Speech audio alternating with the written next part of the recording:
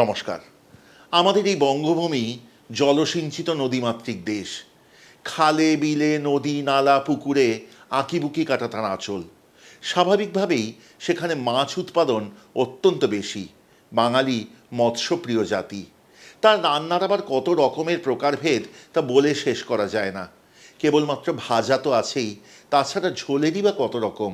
কখনো বা কালো জিরে কাঁচা লঙ্কা দিয়ে, কখনো বা নানান রকম সবজি দিয়ে, কখনো পেঁয়াজ দিয়ে ঝাল, তো কখনো সর্ষে দিয়ে ঝাল, কখনো আদা জিরে বাটা দিয়ে রান্না, তো কখনো একেবারে হালকা পাতলা হলুদ গালা ঝোল।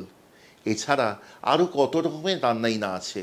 তবু পাঁচফোড়ন দিয়ে হলুদ দিয়ে মাছ রান্না কখনো শুনেছেন, যাতে আবার দুধ পড়ে? এমন রান্নাই তো ঠাকুরবাড়ির থেকে হদিশ পাই। এই রান্নাটির হদিশ পেয়েছি পূর্ণিমা ঠাকুর লিখিত এবং আনন্দ পাবলিশার্স প্রকাশিত ঠাকুরবাড়ির রান্না নামক বইটি থেকে। এর জন্য প্রকাশক আনন্দ পাবলিশার্স প্রাইভেট লিমিটেডকে জানাই অকুণ্ঠ ধন্যবাদ।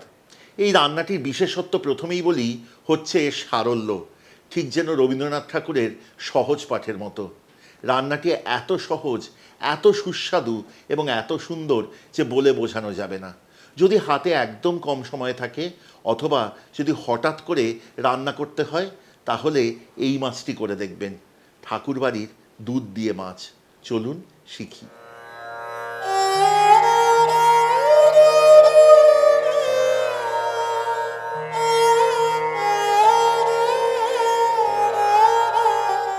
এই রান্নার জন্য প্রথমে 3 থেকে 4 কাপ দুধ নিন। একটি বড় পাত্রে নিয়ে পরপর বেশ কয়েকটি উপকরণ ভালো করে মিশিয়ে নিয়ে রাখুন সেই দুধে। তারপর কড়াই আঁচে বসান, তেল ঢেলে দিন। সর্ষের তেলে রান্নাটি হবে। এবং নুন হলুদ দিয়ে মাছ ভেজে তুলুন।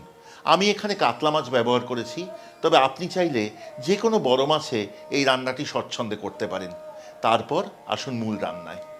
3 কাপ দুধে প্রথমে দিয়ে দিন 1.5 চা চামচ পরিমাণ হলুদ, 1.5 চা চামচ পরিমাণ শুকনো লঙ্কার গুঁড়ো, 1.5 চা চামচ পরিমাণ কাশ্মীরি লঙ্কার গুঁড়ো। আমি কিন্তু এটি দিয়েছি রঙের জন্য, আপনি চাইলে এটি বাদ রাখতে পারেন। 1.5 টেবিল চামচ পরিমাণ ময়দা,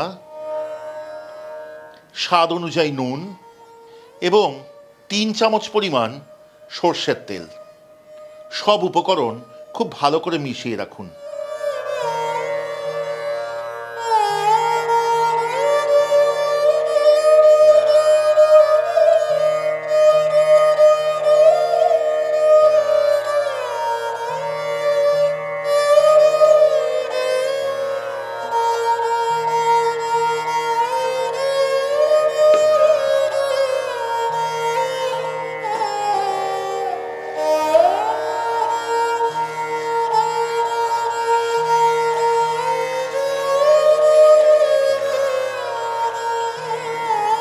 এবার কড়াইতে যে অবশিষ্ট তেল আছে তাতে ফোড়ন দিন খানিকটা 5 ফোড়ন এবং কয়েকটি কাঁচা লঙ্কা।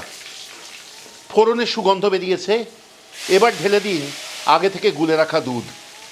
ভালো করে মিশিয়ে ঝোল ফুটতে দিন। ঝোল ফুটে উঠেছে, এবার ছেড়ে দিন আগে থেকে ভেজে রাখা মাছ।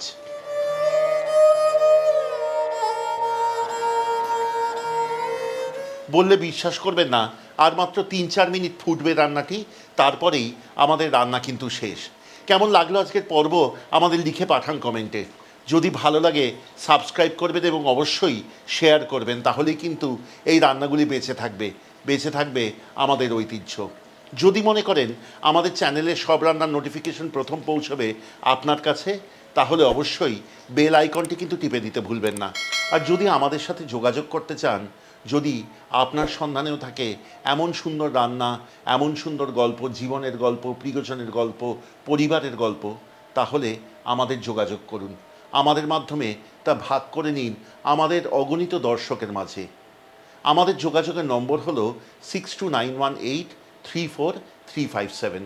সোমবার থেকে শনিবার সকাল 11টা থেকে সন্ধ্যে 7টার মধ্যে আমাদের কলকাতার এই নম্বরে যোগাযোগ করুন।